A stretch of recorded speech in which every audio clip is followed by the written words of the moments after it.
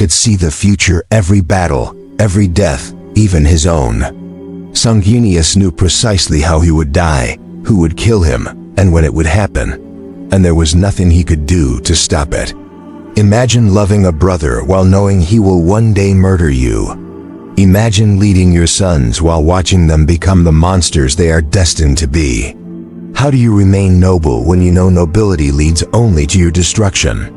I was never meant to witness what I saw. My name is Marius Lauren, and I was a remembrancer during the Great Crusade, one of thousands tasked with chronicling the Emperor's reconquest of the galaxy. We were poets, artists, historians, and documentarians, embedded among the fleets and legions, placing ourselves within the daily machinations of immortal demigods and their transhuman armies. I was assigned to the 9th Legion, the Blood Angels, and to their primarch, Sanguinius the Angel, the most beautiful of the Emperor's sons, the great angel, the brightest, the paragon of the Imperium. I expected to document glory. I expected to record triumph. I thought I would chronicle perfection made manifest in flesh and purpose. I was wrong about everything. When I first stepped aboard the Red Tier, flagship of the Blood Angels, I was overwhelmed by its magnificence. Corridors gleamed with polished marble and golden filigree, every surface adorned with artistry that would have made the masters of old Earth weep. Frescoes covered the vaulted ceilings, depicting scenes of unity, redemption, and conquest. The air itself seemed to hum with purpose. Every sound was measured and deliberate, the rhythmic clank of armored boots, the distant hymns of serfs at prayer, the low rumble of the ship's engines that felt less like machinery than the heartbeat of a vast living organism. I had been aboard Imperial vessels before, cold, utilitarian constructs designed for function over form. But the Red Tier was different. It was a cathedral and a warship, a monument and a weapon, reflecting the dual nature of its master perfectly. I met Sanguinius on my 3rd day aboard. He stood alone in the observation gallery, staring out at the void beyond the armored viewport. His wings were furled against his back, massive feathered appendages that caught the light in ways that seemed impossible. Each feather was pristine white, edged with gold where the luminators touched them. He wore simple robes rather than armor, which made him seem even more imposing, as though the trappings of war were unnecessary for one who embodied such inherent majesty. I stood in the doorway for several minutes before he acknowledged me, unsure whether to interrupt, unsure if I had permission to be in his presence at all. When he finally turned, his face took my breath away, perfect in proportion, beautiful beyond human measure, but it was his eyes that held me. They were not merely golden, they were haunted. He smiled when he saw me, a gesture of warmth that should have put me at ease, but instead filled me with a sadness I could not explain. "Welcome, Marius Lauren," he said, his voice like distant thunder wrapped in silk, resonant and gentle at once. "I have been expecting you." I stammered something inadequate in response, a formal greeting that felt pathetic in the face of such presence. He gestured for me to approach, and I obeyed, crossing the expanse of polished stone until I stood beside him at the viewport. Outside, the void stretched endlessly, punctuated by indifferent stars. We were traveling through the warp, but the Geller fields kept the madness at bay, reducing the journey to something almost peaceful, a strange liminal space between destinations where time felt suspended and purpose held in abeyance. "You will document our crusade," he said quietly, still looking out at the void. "You will record our victories, the worlds we bring into compliance, the cultures we preserve or dismantle as necessity dictates. You will chronicle the Legion, their valor, their sacrifice, their transformation from the broken warriors I inherited into the sons I have shaped them to become. This is your purpose, Marius. This is why you are here." I nodded, finding my voice. "It would be my honor, my lord." He turned to me then, and something in his expression shifted. The warmth dimmed, replaced by something I could not quite identify, weariness, perhaps, or resignation. "Tell me, Marius," he asked softly, "do you believe in fate?" The question caught me unprepared. I fumbled for an answer, unsure what response he sought. "I believe in the Emperor's vision," I said carefully. "I believe in the Imperium's destiny to unite humanity." "That is not what I asked." He held my gaze, and I felt suddenly exposed, as though he could see through all my carefully constructed defenses, through training in rhetoric and observation, to the uncertain core of who I truly was. "I do not know, my lord," I admitted. "I have never had cause to consider it deeply." "You will," he said, turning back to the viewport. "Before this is over, you will." We stood in silence for a long time. I wanted to ask what he meant, to press for clarification, but something in his posture discouraged questions. He seemed to be waiting for something, or perhaps dreading it, his wings shifting slightly with each breath, an unconscious motion that reminded me he was not entirely human, not quite anything the galaxy had seen before. Eventually, he dismissed me with a gentle nod, and I left the observation gallery with more questions than I had brought. That was the first time I saw the burden he carried. It would not be the last. The weeks that followed were filled with purpose and motion. The Ninth Legion prosecuted the Great Crusade with relentless efficiency, bringing world after world into imperial compliance through a combination of diplomacy, intimidation, and when necessary, overwhelming force. I documented it all, recording tactical briefings, interviewing legionaries, capturing the countless small moments that compose the grand narrative of reconquest. Sanguinius was present at every major engagement, leading from the front with a grace and ferocity that seemed impossible to reconcile. I watched him descend upon enemy fortifications like an avenging angel of ancient myth, his blade carving through opposition with movements so precise they resembled choreography. His wings carried him through firestorms that would have incinerated anything mortal. His sons fought with similar artistry, each blood angel a masterwork of gene craft and training. Their movements synchronized in ways that transcended mere tactical coordination and approached something like a collective consciousness. But it was in the quiet moments between campaigns that I began to notice the cracks. Sanguinius rarely slept, or at least, I never witnessed him resting in any conventional sense. He would withdraw to his private chambers for hours at a time, emerging with his expression carefully composed, but his eyes still more distant, as if he had traveled somewhere beyond the ship's physical confines. The serfs whispered of hearing him cry out in the night, though none would repeat such gossip in the presence of the legionaries. I began to pay closer attention, lingering in corridors near his quarters under the pretense of studying the artworks adorning the walls, waiting for I knew not what.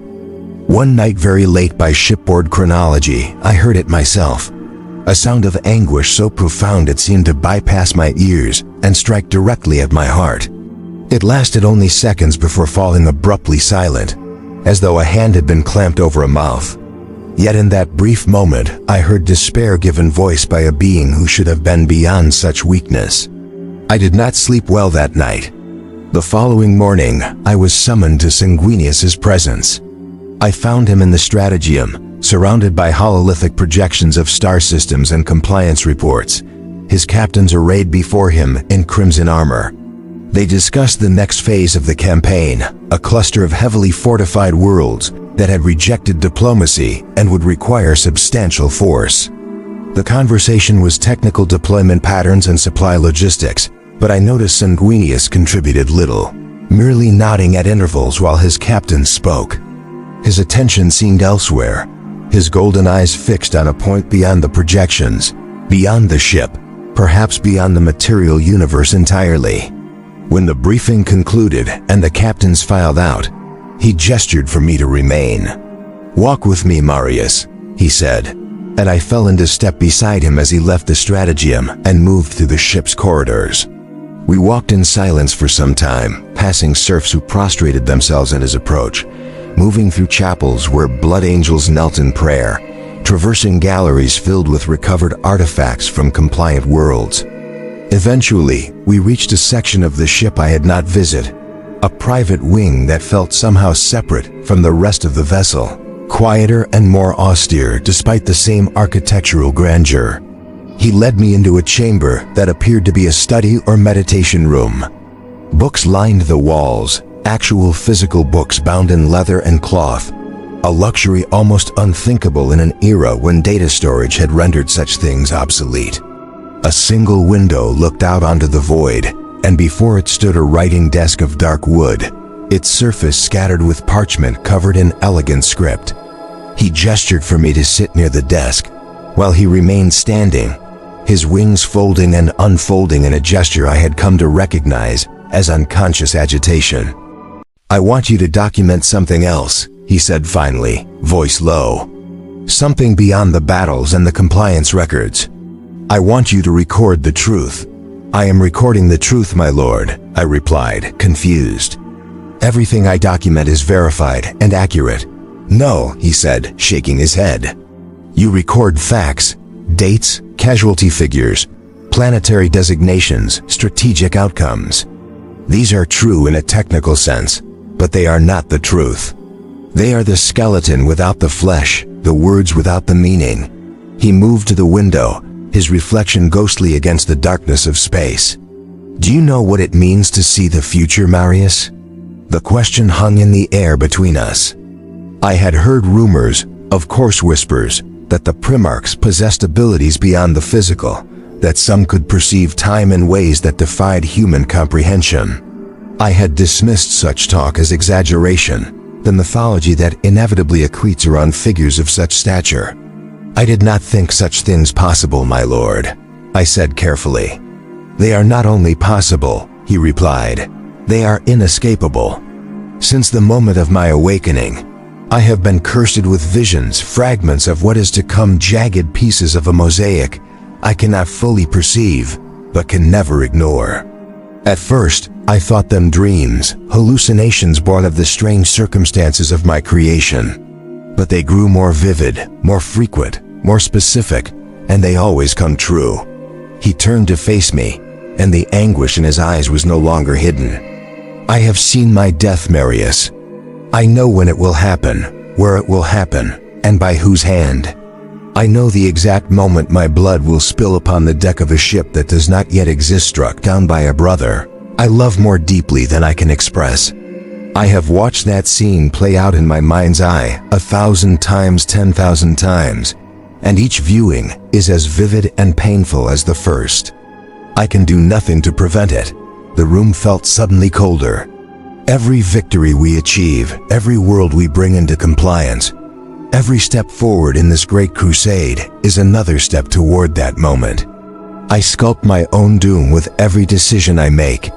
When I spare a population from extermination, when I choose mercy over expediency, when I shape my sons into warriors of honor rather than mere killers, I am building the edifice of my own annihilation. Because I know what comes after. I have seen my legion fall to madness, seen my sons transformed into monsters who drink the blood of the innocent, seen the legacy I am carefully constructing crumble into horror and corruption. And still I persist, because what choice do I have?" He paced, wings rustling with each step. "The Emperor knows. He has always known. When he found me on Baal, when he named me his son and gave me command of the Ninth, he looked into my eyes, and I knew he understood what I carried. But he said nothing. He offers no comfort, no solution, no hope of averting what is to come. Perhaps he cannot. Perhaps even he is bound by the same chains of causality that imprison me. Or perhaps he considers my suffering an acceptable price for the outcomes he requires. I do not know which possibility is more horrifying." I sat frozen, struggling to process what I was hearing. This was not the angel of the Imperium, the shining exemplar held up as the pinnacle of the Emperor's vision. This was something else entirely, something broken and trapped and desperate. "Why tell me this?" I managed to ask. "Because someone must know," he said simply. "Because I cannot carry this alone any longer. Because when the end comes and they build monuments to my glory, someone must remember that it was agony from beginning to end, that every smile was a mask, that every moment of hope was purchased with the knowledge of inevitable despair." He sat heavily in the chair across from me, suddenly seeming less a demigod and more a man crushed beneath an impossible weight. Document this, Marius. Record my words, my confessions, my visions, not for publication or public record, not for the propaganda engines of the Imperium, simply so that it exists. So that somewhere, in some archive, the truth survives. Will you do this? What could I say? How could I refuse? I nodded mutely, and something in his expression eased, a small measure of tension draining from his perfect features. "Thank you," he whispered. That was the beginning of my true work. Over the months that followed, Sanguinius summoned me to his private chambers with increasing frequency. Sometimes he spoke for hours, describing his visions in excruciating detail, painting portraits of futures that made my blood run cold. Other times, he sat in silence while I recorded observations, watching me work with eyes that seemed to look through me at something infinitely distant. He showed me things he had written, poetry of surprising beauty and terrible despair, philosophical treatises on predestination and free will, tactical analyses that accounted for futures that had not yet occurred. He spoke of his brothers, the other Primarchs, with a mixture of love and grief that was painful to witness. He knew which of them would fall. He knew which would remain loyal. He knew the mechanisms of their betrayals and the specific horrors they would unleash upon the galaxy. But he could tell no one. The visions came most often at night, he explained, arriving unbidden as fragmentary flashes that carved themselves into his consciousness with crystalline clarity. Sometimes they were brief snapshots of moments yet to unfold. A brother's face twisted with madness and hate. A city burning beneath a sky torn open to vomit forth nightmares. A child screaming as reality peeled away. Other times, the visions were extended, immersive experiences that consumed hours of subjective time, while minutes passed in the physical world. He lived through entire battles that had not yet occurred, felt the exact sensation of blades piercing his flesh, heard the specific words spoken over his cooling corpse, and he would wake, if waking is the right word, shaking and exhausted, knowing with absolute certainty that what he had witnessed would come to pass. I asked him once if he had tried to change events to alter the course of the futures he foresaw. He gave me a look of such profound sorrow that I regretted the question immediately. "Always," he said. "In the beginning, I tried everything. I made decisions designed to contradict what I had seen, hoping to prove the visions false or at least mutable. It never worked.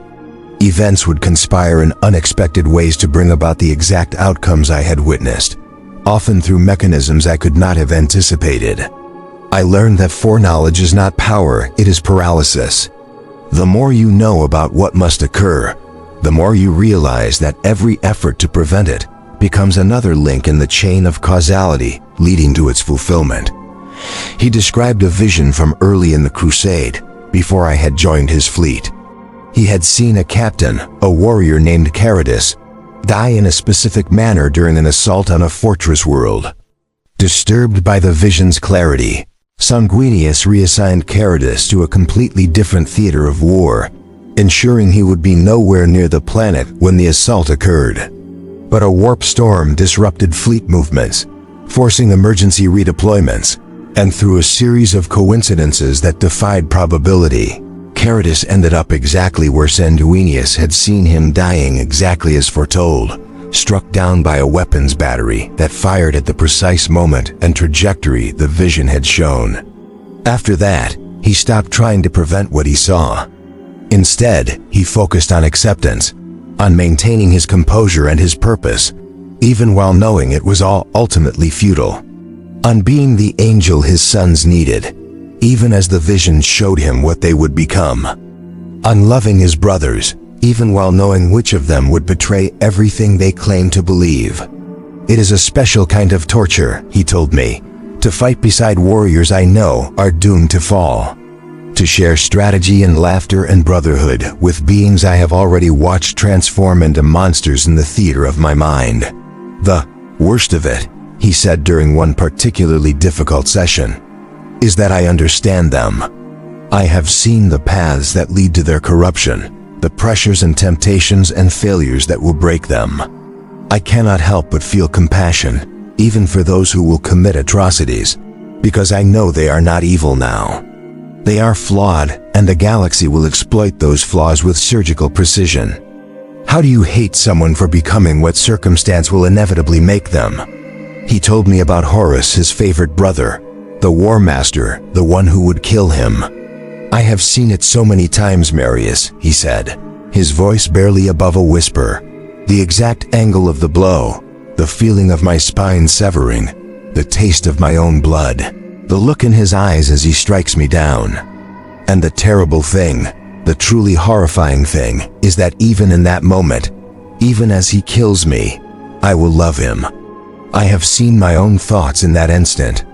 I have felt the forgiveness I will extend even as my life drains away, because I know what he will have become by then. I know he will have lost himself entirely to forces he cannot comprehend or control. How can I hate him for that? How can I blame him when I have watched the entirety of his fall unfold, and understand every step that led to it? He wept when he spoke of Horus, tears streaming down his perfect face without shame. I did not know how to comfort a demigod in anguish, so I continued recording, bearing witness to grief that exceeded anything I had conceived possible. The visions extended beyond his own death. He had seen the heresy in its entirety, the galaxy consumed by civil war, the Imperium split and bleeding. He had seen the siege of Terra, the Emperor's ascension to the Golden Throne, and the 10,000 years of slow decay that would follow. He knew the Imperium would survive, but he knew the cost. The dream of enlightenment would curdle into dogma and superstition. The Emperor's grand vision of secular truth would calcify into the very religious tyranny he had sought to eliminate. Humanity would endure, but become precisely the kind of civilization the Great Crusade was launched to prevent, and there was nothing he could do about it. I asked him why he continued, why he did not simply withdraw, refusing to play his part in the drama whose ending he already knew. Because withdrawal would not prevent it, he explained. The visions are not possibilities. They are certainties. If I attempted to remove myself from events, circumstances would arise to return me to my place. More than that, my sons deserve better than a father who abandons them to fate. Even if I cannot prevent their ultimate corruption, I can at least ensure they have examples of honor and nobility to carry into the darkness. I can give them years of brotherhood and purpose before it all falls apart. That is worth something, even if it does not change the final outcome.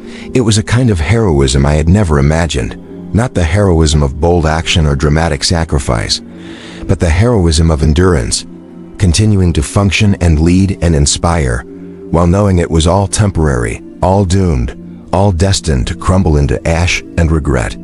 The campaigns continued. Worlds fell before the Ninth Legion in steady succession. I documented the external facts as required, filing reports that spoke of glorious victories and tactical brilliance, while privately recording the truth Sanguinius shared with me in the darkness of his chambers. He showed me sketches he had made of visions, disturbing images rendered in exquisite detail. A palace burning, a priest screaming, a child's toy abandoned in ruins. Faces of his sons twisted by the rage he knew would consume them, their noble features warped into masks of bestial fury. He drew them all, compulsively documenting the future he could not prevent. One image haunted me more than the others. It showed Sanguinius pinned against a wall by enormous claws, his body broken, wings shredded, blood pooling beneath him and standing over him, a figure in ornate armor, face hidden, posture radiating triumph and malice. Horus, the War Master, the brother he loved, the hand that would end him. "This is what comes," Sanguinius said quietly when he caught me staring. "This is the culmination of everything we are building.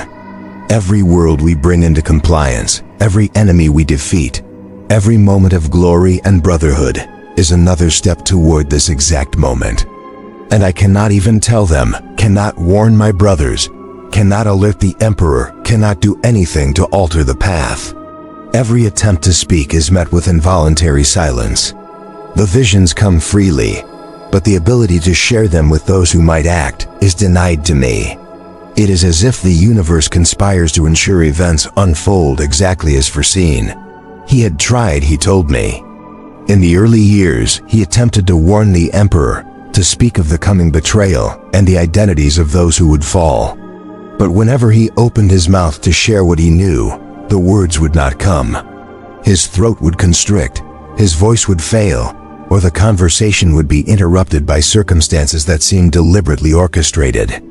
Eventually, he stopped trying, accepting that he was meant to carry this knowledge alone.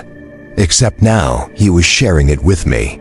I am able to tell you because you are not in a position to act on the information, he explained when I asked why I was different. You are a remembrancer, not a warrior or commander. You have no authority to alter deployments or question strategic decisions. The prohibition extends only to those who might change events. You can know because your knowledge changes nothing. It was a bleak assessment, but I could not argue. As months stretched into years, I watched Sanguinius wage war against despair as much as against the Imperium's enemies.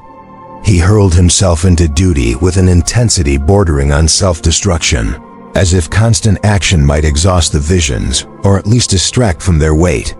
He flew into battle with reckless abandon, seeking threats to engage personally, placing himself in danger with a frequency that made his captains openly concerned. I witnessed him tear through enemy formations with his bare hands, his face a mask of fury and anguish, his winds carrying him into the heart of conflicts that should have been managed through more conservative approaches. It was not courage. It was something darker, a death wish perhaps, or a desire to control the circumstances of his own destruction, even if he could not prevent it. But he always survived, always because it was not yet time. One night, after a particularly brutal campaign against a Xenos empire that required months of grinding warfare, Sanguinius summoned me to his chambers in a state I had never seen. He was disheveled, his robes stained with blood, his and others, his wings bedraggled and missing feathers, his face haggard with exhaustion. He had been in continuous combat for 72 hours, refusing relief, driving himself beyond even his superhuman endurance. When I entered, he sat on the floor with his back against the wall, staring at nothing. I saw my sons today, he said without preamble. Not as they are, but as they will become. The vision came during the battle, overlaid on reality. I watched them fight with honor and discipline, and simultaneously I saw them as the monsters they will be. Creatures who have lost themselves entirely to bloodlust, who tear apart the innocent with the same ferocity they display against the enemy. Exactly what we are fighting against. His hands were shaking. I love them, Marius, every single one. I know their names, their histories, their hopes.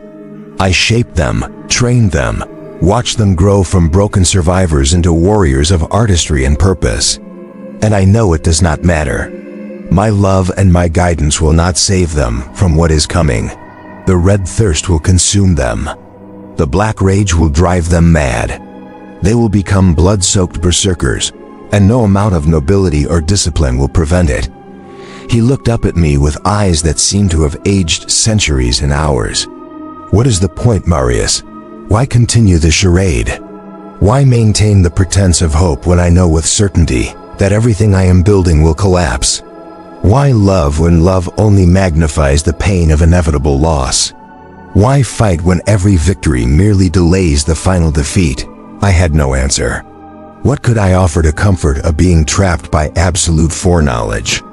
I sat beside him, an act of presumption unthinkable under normal circumstances, and simply remained. Sometimes, presence is all one can offer. Witness, acknowledgement, a human anchor against the tide. We sat together in silence as ship's night deepened. He was lost in visions I could never share. I recorded the moment in memory, if not in explicit documentation. Eventually he spoke again, voice soft and distant. There are moments when I see them as they are now in the present, and I can almost forget what's coming. When Ralderon makes a jest, or Ascalon reports some small victory, or a newly elevated neophyte takes his oaths with genuine conviction. In those moments, I can lose myself in the illusion that this is all there is, that the future is unwritten and everything remains possible. But it never lasts. The visions return, crashing over me like waves, and I must confront the truth again. This is temporary. All of it is temporary. And the ending has already been written. The Great Crusade pressed onward, indifferent to the inner torment of even its greatest champions. Sanguinius continued to lead with outward brilliance, his tactical acumen undiminished by spiritual anguish. If anything, his foreknowledge gave him advantages that manifested as preternatural strategic insight. He anticipated enemy movements with uncanny precision, positioned his forces with perfect efficiency, predicted outcomes that bordered on prophecy. His captains attributed it to genius, and in a sense, they were correct. But that genius was born of having already watched these battles unfold in the theater of his mind, of knowing exactly which approaches would fail and which would succeed, because he had experienced all the variations in his visions. It made him extraordinarily effective and utterly miserable. I began to notice patterns in his behavior. Before major engagements, he would withdraw into isolation, sometimes for days, emerging only when necessary for command decisions. During these periods, I later learned, the visions intensified, flooding him with images of the coming battle, overlaid with fragments of future conflicts, creating a disorienting palimpsest of temporal layers that left him mentally exhausted before the first shot was fired. He would see his warriors die in the present engagement, then see those same warriors corrupted in future battles, then see their final fates in the apocalyptic end times he knew were coming. Every loss in the present was magnified by knowledge of losses yet to come. He spoke to me about the paradox of his existence. How could he mourn deaths that had not yet occurred? How could he grieve for corruption decades away? And yet he did, constantly experiencing a temporal grief that transcended normal psychology. He was mourning the future while trying to function in the present, carrying the weight of sorrows that had not yet manifested while managing the real tragedies of ongoing war. The other Primarchs noticed something was wrong, though none seemed to grasp the full extent. I was present during several gatherings where multiple sons of the Emperor met to coordinate crusade efforts, and I watched them interact with Sanguinius with a mixture of admiration and concern. Robert Guilliman once pulled him aside after a strategic briefing, asking quietly if he was well, if the weight of command had become too burdensome. Sanguinius smiled, his characteristic gentle smile, and assured his brother that all was well, that he was merely tired from endless warfare. Guilliman accepted the answer, though his expression suggested he did not entirely believe it. Rogel Dorn was more direct. During a joint operation, the Lord of the Seventh confronted Sanguinius bluntly, stating that his brothers seemed distracted, that his attention wandered during crucial moments, that something fundamental had shifted. Sanguinius thanked him for the concern and deflected with platitudes about the strain of leadership. Dorn frowned but pressed no further, respecting the boundary Sanguinius erected. Only Horus seemed to penetrate the facade, and that tortured Sanguinius most. The War Master, not yet corrupted, would look at his winged brother with genuine love and worry. He would place a hand on Sanguinius's shoulder and speak of brotherhood, of unbreakable bonds between them, of the great future they would build together when the crusade was complete. And Sanguinius would nod and smile, and feel his heart break, because he knew exactly how those promises would be betrayed, how that love would curdle into hatred, how those hands that now offered comfort would one day deliver death. I saw them together once during a fleet gathering before a massive campaign. Horus was radiant, charismatic, every inch the War Master. He spoke of victory with absolute confidence, his presence filling the room, inspiring devotion in all who heard him. Sanguinius stood beside him, smiling and nodding, while his eyes held an abyss of grief so profound I could barely stand to witness it. Later, in his chambers, he confessed what he had been thinking. I wanted to weep, he said. I wanted to throw myself at his feet and beg him not to do what I know he will do. I wanted to warn him about the forces that will corrupt him, about the choices he will make, about the monster he will become. But I could not. The words would not come. And even if they could, what would it accomplish? The visions have never been wrong. Horus will fall. He will betray the Emperor. He will plunge the galaxy into civil war. And he will kill me. These are certainties, not possibilities. My warnings would change nothing, except to poison the time we have left. He showed me another drawing, more recent. Horus, as Sanguinius had seen him in vision, corrupted beyond recognition. Features twisted by energies no mortal mind should comprehend. Armor warped into something obscene, eyes burning with power and madness. Beside it, another drawing. Horus as he currently appeared, noble, strong, radiant with purpose. "This is the tragedy, Marius," Sanguinius said quietly, holding both images. "I know both beings are the same person. I know the path that connects them, and I love him anyway. I cannot help but love him. He is my brother, not just in the formal sense, but in every way. We have fought together, bled together, shared hopes and dreams and victories. How do I reconcile that love with the foreknowledge of what he will do? How do I stand beside him and smile when I know the exact words he will speak as he strikes me down?" There was no answer.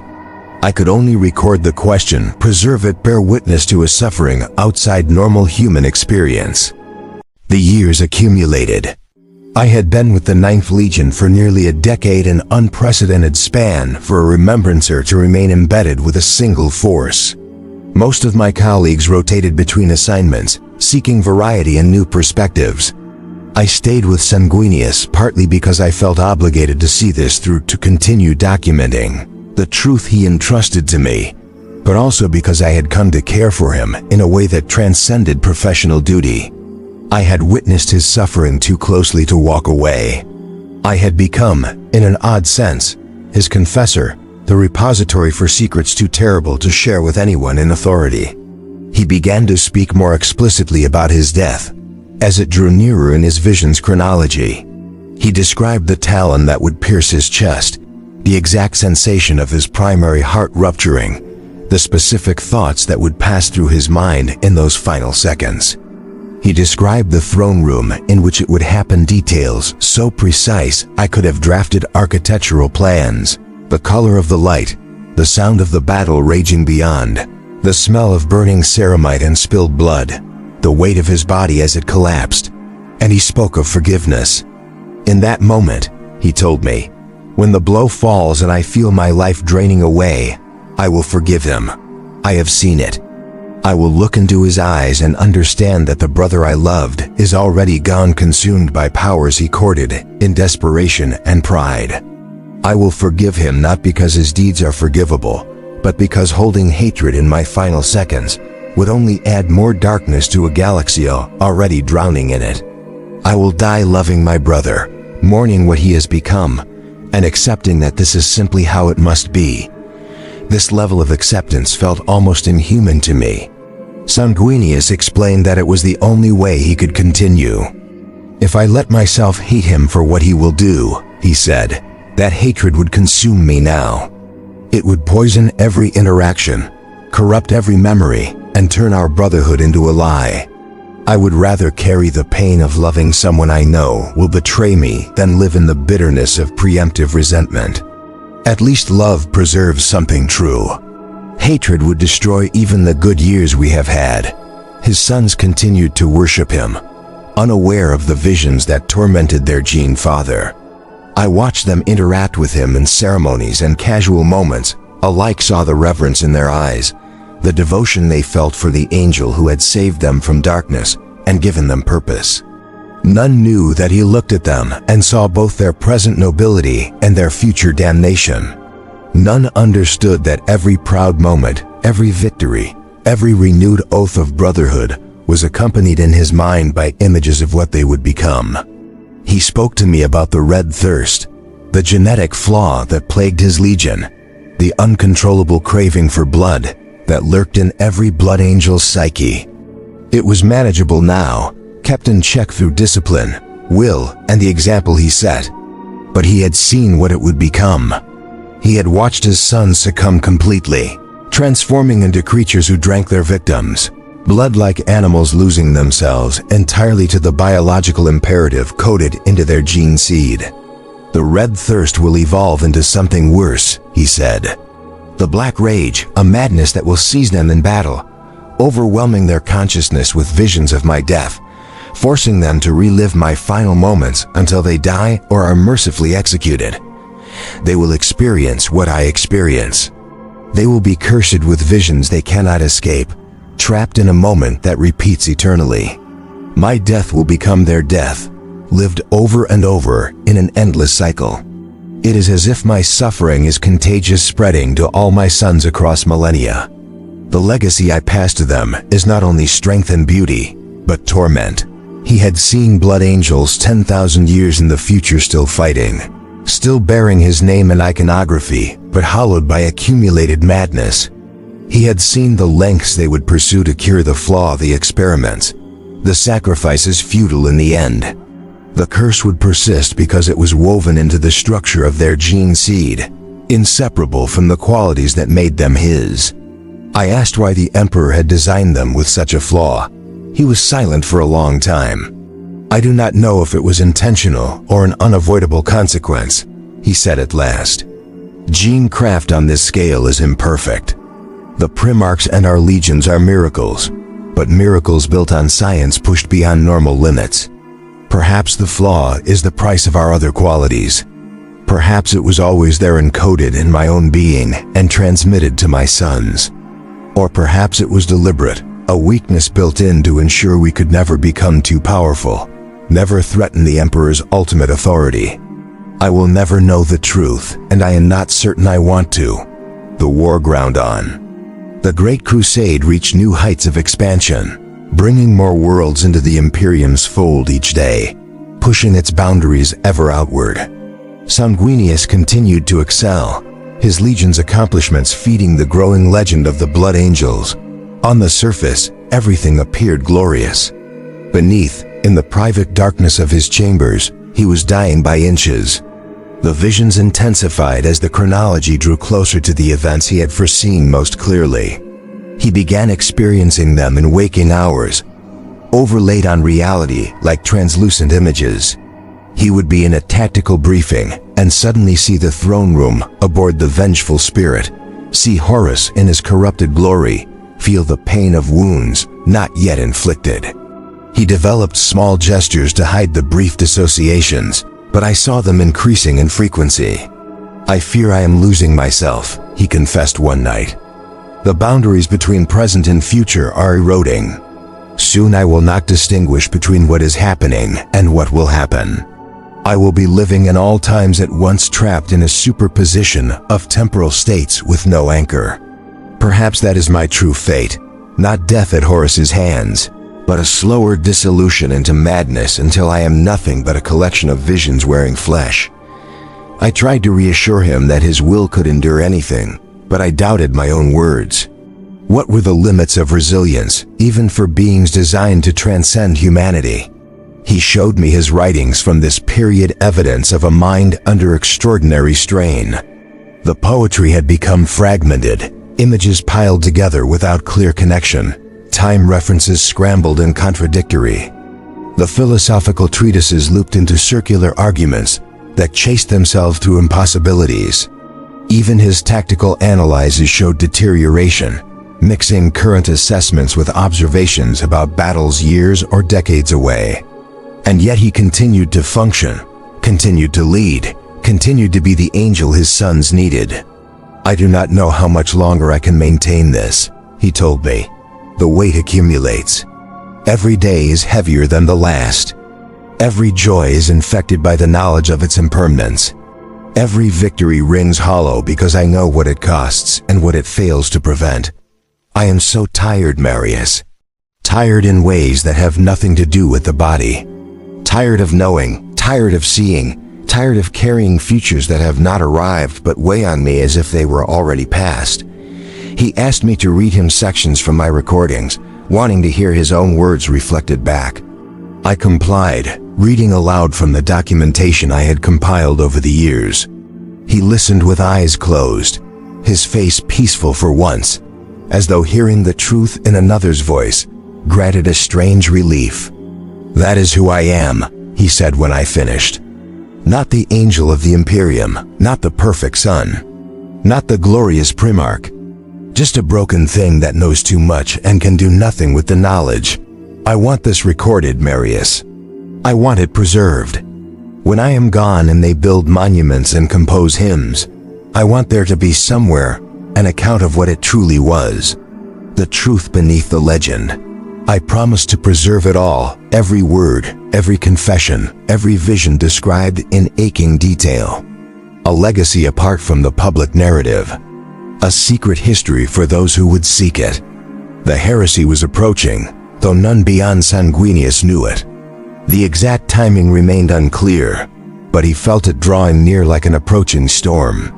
The visions grew focused in immediate events months or years away rather than decades. He made subtle preparations, positioning his legion in ways that would make sense only in retrospect, issuing orders that seemed oddly specific, training his captains in scenarios that appeared hypothetical but which he knew would become brutally real. He could not prevent the heresy, but he could prepare within the narrow constraints his foreknowledge permitted. I watched him with growing concern. The strain was visible even to those who did not know the truth. His captains exchanged worried glances during briefings. Serfs whispered about the angel's increasing isolation. Even the legionaries genetically predisposed to revere their Primarch began to notice that something had shifted. Only I knew why. Only I understood the full weight he carried. One night he summoned me and spoke for hours about regret, not regret for actions taken or avoided, but a deeper regret about his very nature. "I regret being created," he said, and the words hit me like a physical blow. "I regret that the Emperor made me this way, this curse woven into my being. I regret that I was never given the option to refuse, never allowed to choose ignorance or mortality or anything but this. I am a weapon designed for a purpose I did not select, cursed with knowledge that only magnifies my suffering. What father does that to a son? What creator inflicts such torment and then demands performance regardless?" It was the closest he had come to criticizing the Emperor directly, and I could hear the anguish in every syllable. "I love him," Sanguinius continued. "I revere him as the pinnacle of human achievement and the architect of our future. But I also resent him for making me this way, for giving me visions without the power to change what they reveal, for demanding I be the angel while knowing it will destroy me. These feelings coexist in me, love and resentment intertwined so completely I cannot separate them. Is that not the cruelest torture, to love the source of your suffering?" He wept as he spoke, and I wept with him, detachment abandoned. This was beyond documentation. This was shared grief. The day came when he told me the heresy was imminent, not years away, not months. Imminent. "It begins soon," he said. "I do not know the exact trigger, the specific moment when everything turns, but I feel it. The visions have reached critical density. Every time I close my eyes, I see the first battles, the initial betrayals, the galaxy tearing itself apart. We are in the last days of the crusade as we knew it. Everything changes now." I asked what he would do. "What I must," he replied. "I will fight for the Emperor. I will lead my sons in defense of Terra. I will play my part exactly as foreseen. And in the end, I will face Horus in that throne room, and I will die. It will all be exactly as I have always known." There is a strange peace in that certainty. No more wondering, no more hoping for different outcomes, just acceptance and the completion of a destiny I have carried since awakening. He asked what I would do with the recordings. I told him I would preserve them, though I did not yet know how or where. He nodded, then made a request I had not expected. "Destroy them," he said. I stared, certain I had misheard. "Destroy them," he repeated. "All of it. Everything I have told you, everything you have recorded, the visions, the confessions, the truths. It must be destroyed." Something cracked in me. After all the years, the trust and shared pain, he wanted it erased. "Why?" I managed. "Because I have seen what happens if it survives," he said quietly. "I have seen the Imperium of the future, the theocracy it becomes, the superstition and dogma that replace enlightenment. If these recordings exist, they will be found, and they will be used not to enlighten, but to control. My suffering will be weaponized, transformed into religious narrative, twisted to serve purposes I would never condone. The truth I wanted preserved will become another tool of oppression." He stood and walked to the window, wings drooping with exhaustion. "I thought truth had inherent value. But I have seen the future, Marius. Truth does not set them free. It merely gives them new chains. Better that my suffering die with me. Better that the angel of legend be the only version that persists. Flawed as that legend is, it is preferable to my torment becoming fodder for a religion built on pain." I could not accept it.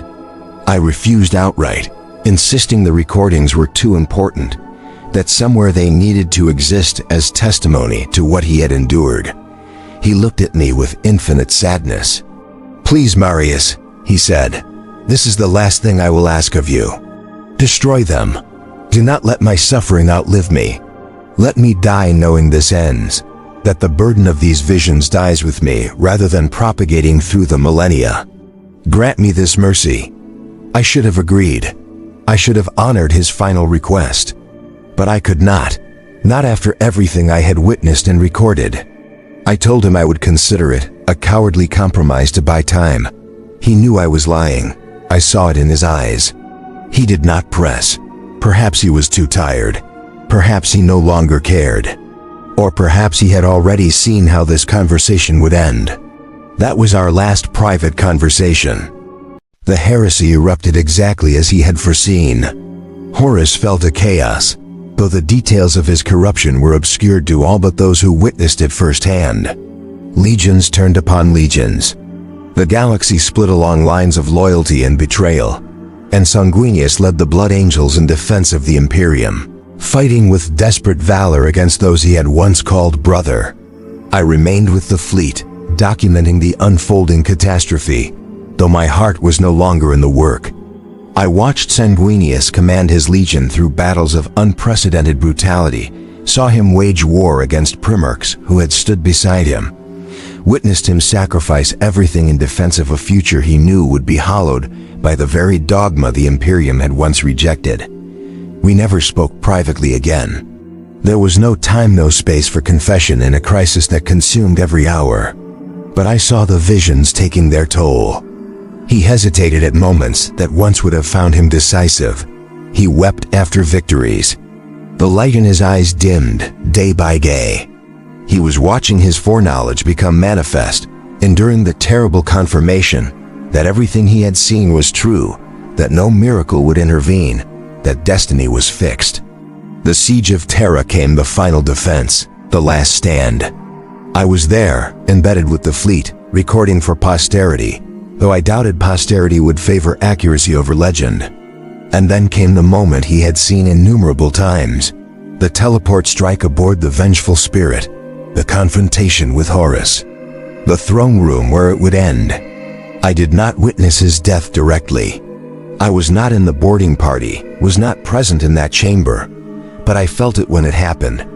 A psychic shockwave that rippled through the warp and resonated in the souls of all with even the slightest sensitivity to the immaterium. The galaxy shuddered at the death of an angel, and I knew with absolute certainty that Sanguinius was gone.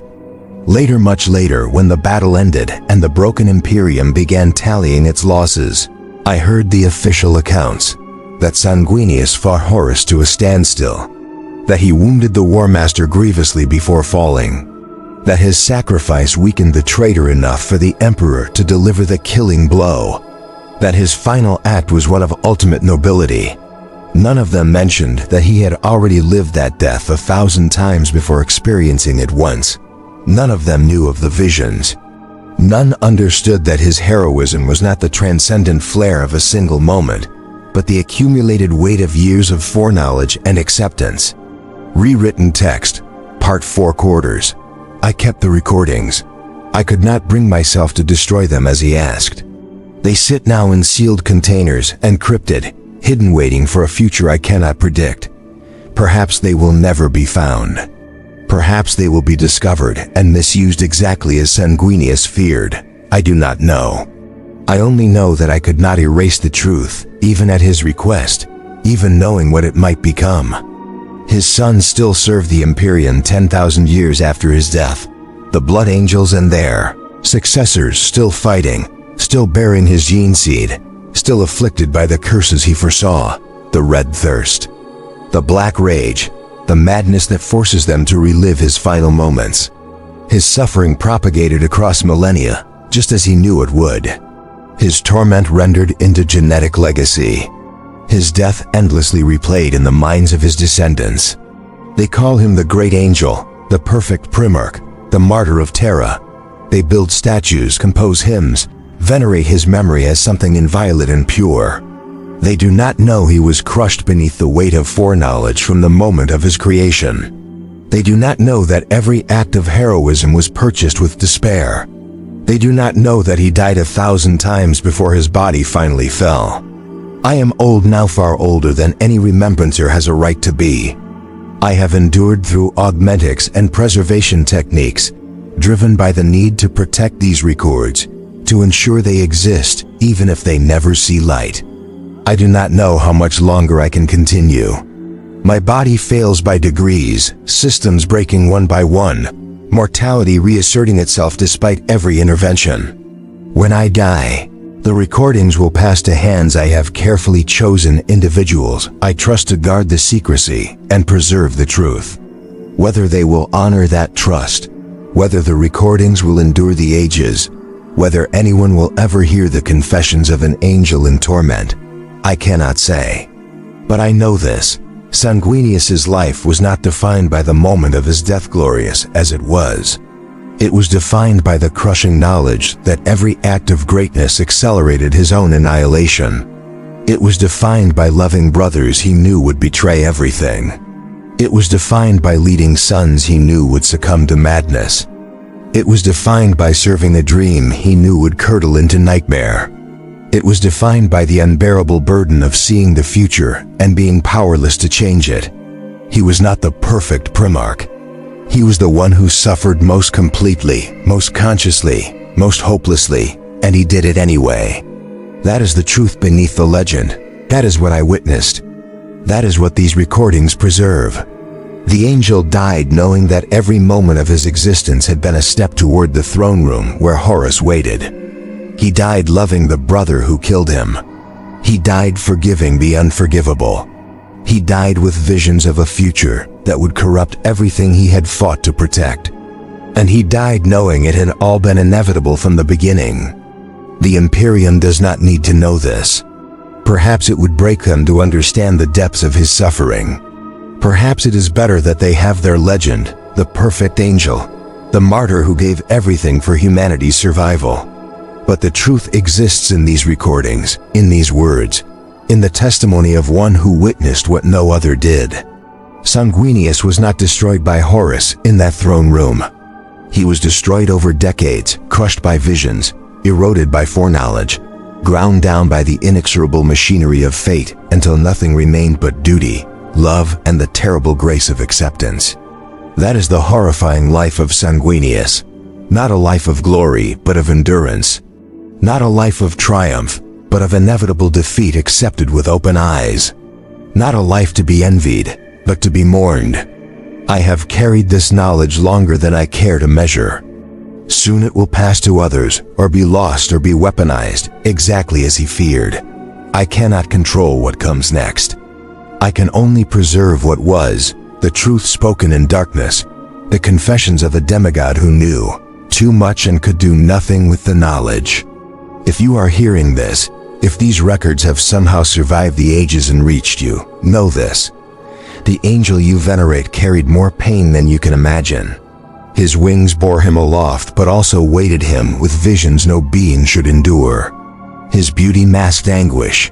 His nobility was forged in the furnace of despair. And he did it all knowing it would end in blood, betrayal, and the corruption of everything he loved. That is heroism beyond measure. That is suffering beyond comprehension. That is the truth.